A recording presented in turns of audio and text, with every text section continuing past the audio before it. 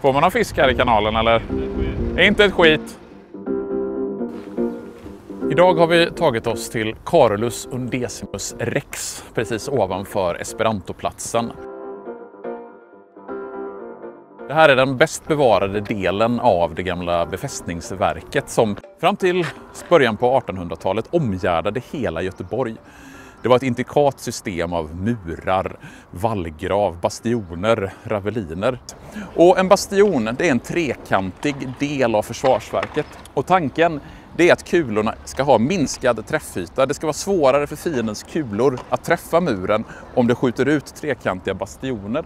Och namnet får bastionen eftersom Karl XI är kung när bastionen byggs i slutet på 1680-talet. Som försvarsverk fungerar Carolus Undesimus Rex i nästan 200 år.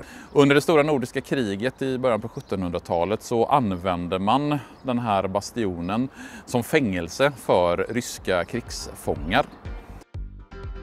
Carolus Undesimus Rex byggs och står färdig 1688. Men under de kommande årtiondena så bygger man kontinuerligt på att förbättra försvarsverket. Sortiporten den bygger man tidigt 1700-tal. När den började användas för 300 år sedan lite drygt, då var det möjligt för soldaterna att ta sig från bastionen hela vägen till Skansen-Kronan utan att bli beskjutna av fiendens kulor. Här där Kungsgatan börjar precis vid Esperantoplatsen låg en gång i tiden en av de 3 portar som man kunde använda för att ta sig in innanför murarna. Här låg Karlsporten. Karlsporten tillsammans med Drottningporten och Kungsporten stängdes varje kväll klockan 9, så då var det omöjligt att ta sig in i den befästa staden. Men försvarsverkets tid är räknat. Soldater och bastioner tillhör dåtiden. Arbetare och fabriker tillhör framtiden.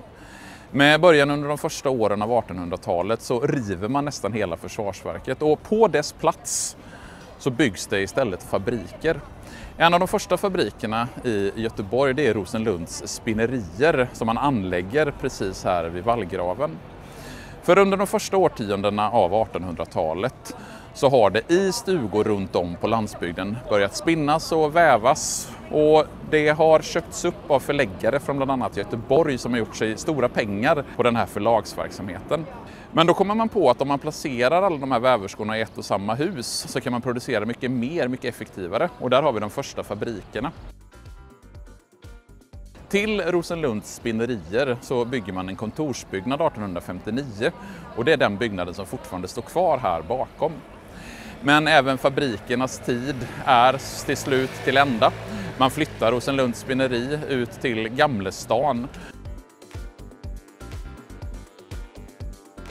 Och länge så är det här en ganska övergiven plats, en tom plats dit uteliggare och fattiga i Göteborg söker sig. Men med början 1954 så börjar man omvandla den här platsen. 1954 så får platsen namnet Esperantoplatsen. Det är den framväxande esperantorörelsen som har jobbat för att alla människor ska kunna tala samma språk, som tycker att en plats i Göteborg ska döpas efter det språk som man har uppfunnit. Här vid Esperantoplatsen så ligger också restaurang Zamenhof. Och Zamenhof har fått sitt namn efter Ludwig Zamenhof.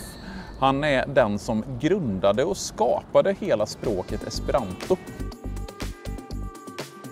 Under 1980-talet så är den här byggnaden en hemvist för Göteborgs hbtq-rörelse. Här ligger Hellmans Café, här ligger biblioteket Rosa Rummet och här ligger festlokalen Touch. När man sedan drar fram Götatunneln som går precis här under där jag står i slutet av förra seklet, då river man flera av de gamla byggnaderna. 2004 så flyttar Språkcaféet in i den gamla fabriksbyggnaden.